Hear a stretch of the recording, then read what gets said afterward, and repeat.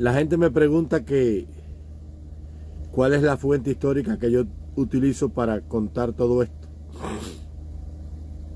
dado que no está en el registro oficial de la historia que se ha contado. Bueno, son varias fuentes y la historia es muy difícil rastrearla.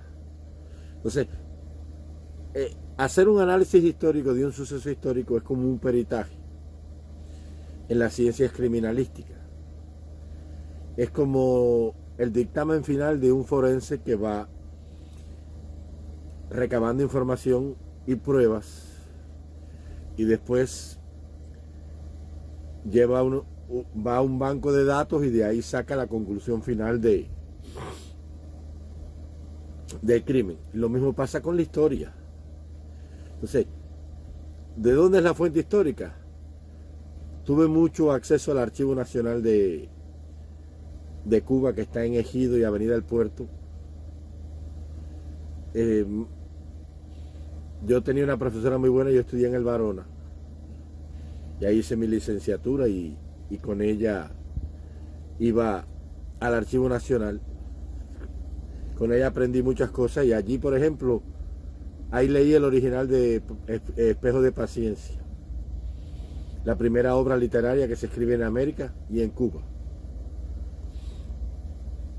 que cuenta la historia del comercio de contrabando y rescate que había en la zona de Bayamo, que estaba involucrado hasta el alcalde y el gobernador militar español de la región. Cuenta la historia del liberto Salvador Golomón, que mata al pirata Gilberto Girón. Espejo de Paciencia lo escribió Gamboa. Entonces también leí muchísimos documentos y ahí me enteré de que cuando España capitulaba, o sea, enviaba un documento a América, hacía un original y una copia y uno dejaba en el archivo de Indias que estaba en La Habana y el otro lo mandaba a Cartagena de India, Colombia. Se hacía copia y original y copia. Ahí leí el Pacto del Zanjón y ahí entendí la mentira que se ha contado siempre sobre el Zanjón.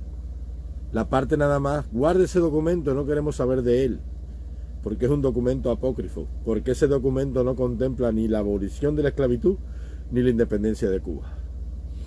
Entonces los comunistas lo utilizan como un arma de un hombre que se levanta contra el poder opresor para decir que lo más grande que hay en Cuba es la independencia y que la independencia se logró con el ascenso del comunismo al poder, cosa que no es verdad. Al punto que en Cuba secuestraron hasta el Día de la República. Hay gente que se ha ido de Cuba y se ha enterado que el Día de la República de Cuba es el 20 de mayo de 1902, porque todo el mundo cree que es el 1 de enero del 59. Y las fechas de celebración, Nochebuena, Pascua, Día de Reyes, Navidad, la gente cree que el día de fiesta es el 1 de enero del 59 y el 26 de julio y el 28 de septiembre, el Día de los Comités y el Día del Campesino 19 de mayo, porque los comunistas cambiaron todo. Entonces, yo he llegado a todas estas conclusiones históricas y he hecho un libro de historia, de la verdadera historia de Cuba, porque tuve mucho acceso al diario La Marina. El doctor Ábalos tenía muchos libros y muchos periódicos del diario La Marina, que eran de los años 20 y 30, que cuando Fidel llegó al poder, secuestró el diario y el archivo del diario La Marina. Tuve mucha información a lo que escribió Hortensia Pichardo sobre la historia de Cuba de los Mambisi. He leído lo que escribió el comandante Ernesto Che Guevara y también lo que escribió Efigenia Mejeira, William Galvez, Núñez Jiménez, lo que escribió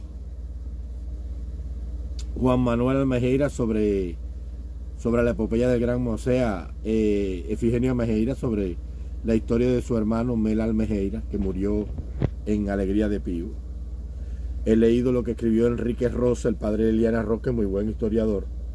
Leí a Sergio Guerra Vilaboy, un patriota excepcional y un historiador buenísimo, que tiene un tratado de historia de Cuba muy bueno. Leí lo que escribió el comandante Ubermato, lo que escribió Oscar Pino Santos Guerra, un mexicano muy buen historiador, y he leído de infinidad de fuentes. Aparte, el acceso al diario La Marina, al Archivo Nacional de Cuba, lo que me contaba mi profesora, muchas conversaciones que tuve con Eusebio Leal en mi andar por La Habana, que me lo encontraba con aquella camisita, y él fue que me contó y me dijo por qué en Cuba se hablaban de 3 formas distintas. Y me dijo, es que hijo era un hombre muy humano, muy noble, de su formación católica, muy bueno. Me dijo, el problema es que en Cuba habían 3 mercados negreros, uno en Santiago, uno en Camagüey y uno en La Habana, y los negros que llegaron a Cuba fueron traídos con la intención de que fueran de distintas regiones del África para que no se pudieran comunicar entre ellos y que hablaran idiomas distintos. España no era boba y hacía esas cosas así para que el Congo y el Mandinga no entendieran lo que hablaba ni el Carabalí, ni el Yorubá, ni el Masái, y así sucesivamente. Esos 3 formas y acentuaciones distintas al mezclarse con el español dieron lugar al criollo y a los acentos esos que son distintos completamente. Entonces hay una región de Cuba que es el norte de la provincia de Holguín y Baracoa, la zona de las Tunas, todo Manatí hasta Camagüey, Camagüey completo, las Tunas y parte de Bayamo buscando la costa hasta la zona de Marea del Portillo, que habla bastante parecido todo el mundo ahí. ¿Por qué? Porque fue una región que se fundó de personas que no tenían nada que ver con la trata negrera, ni con la industria azucarera, ni ganadera, ni cafetalera, ni tampoco tabacalera. A Pinar del Río llegaron muy pocos negros, porque generalmente en Cuba quien hacía el cultivo del tabaco eran los vegueros que venían procedentes de las Islas Canarias, los llamados canarios, que eran los que se dedicaban generalmente en Cuba al cultivo del ganado, del tabaco. Entonces por eso en Pinar del Río llegaron muy pocos negros. La gran presencia de negros en Cuba está en Camagüey, La Habana y la zona del sur del oriente cubano, porque cuando la revolución haitiana se trajeron a Cuba más de 1.600.000 esclavos que los trajeron sus amos, y por eso se fundaron los ingenios cafetaleros en la zona de la Gran Piedra, en la zona de Santiago de Cuba y Guantánamo, procedente de Haití, cuando Pétion y Toussaint Louverture se levantaron contra el yugo francés, aprovechando que Napoleón se había quedado sin hombre y que habían cogido sus fuerzas para dominar el reino español.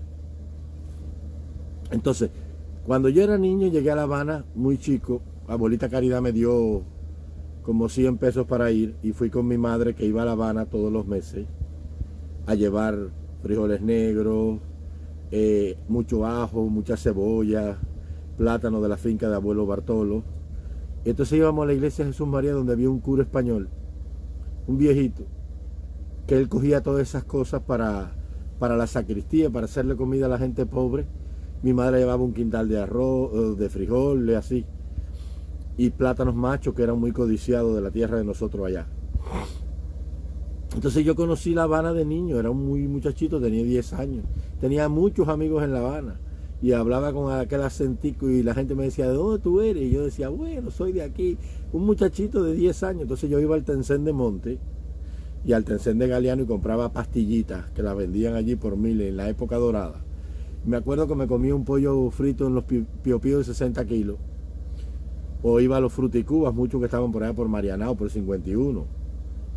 Y había un viejito que se llamaba Cipriano, que siempre estaba con una cámara fotográfica tirando fotos en la escalinata del Capitolio. Y él tenía como 100, 200 bohemias.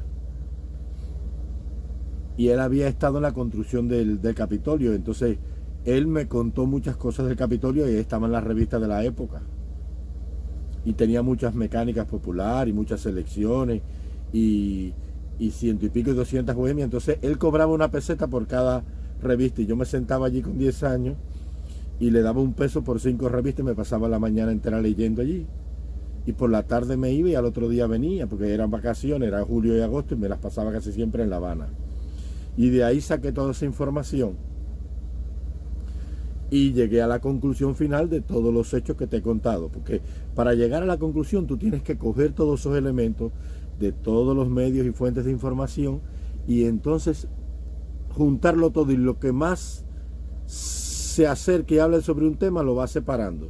Entonces, si varios autores coinciden en un punto, eso tienes que darlo como verdad, porque una persona puede estar equivocada, dos personas también, pero todos no pueden estar equivocados.